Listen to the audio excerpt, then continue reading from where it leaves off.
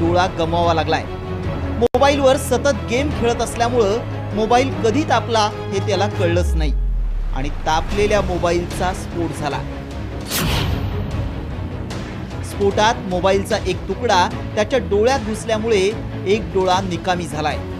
हा धक्कादायक प्रकार कोल्हापुरातल्या कागल तालुक्यात घडलाय। अमोल पाटील असं या मुलाचं नाव असून तो 16 वर्षांचा आहे। आई वडील शेतात गेले हे पाहून अमोल घरी मोबाईलवर गेम खेळत होता। गेम खेळण्यात मग्न असल्यानं मोबाईल तापलाय याचंही त्याला भान नव्हतं। अखेर मोबाईलचा स्फोट झाला आणि एक तुकडा डोळ्यात घुसला। अमोलला तातडीनं हॉस्पिटलमध्ये नेण्यात आलं, पण त्याचा एक डोळा निकामी झाल्याचं डॉक्टरांनी सांगितलं। सध्या अमोलवर उपचार सुरू आहेत, पण मुलांना मोबाईल पासून दूर ठेवण्यासाठी काय करायला हवं हे आम्ही मानसोपचार तज्ञांकडून जाणून घेतलं।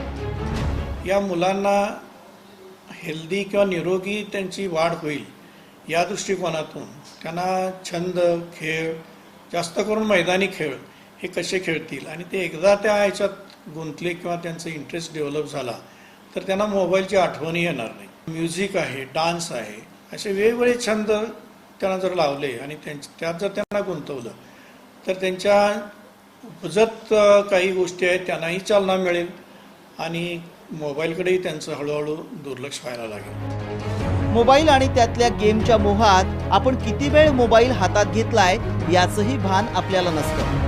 सतत मोबाईल वापरल्यानं असे अपघात होतात। त्यामुळे मोबाईलचा वापर गरजेपुरता करा आणि लहान मुलांच्या हातात मोबाईल देऊ नका। संभाजी थोरात, साम टीव्ही, कोल्हापूर।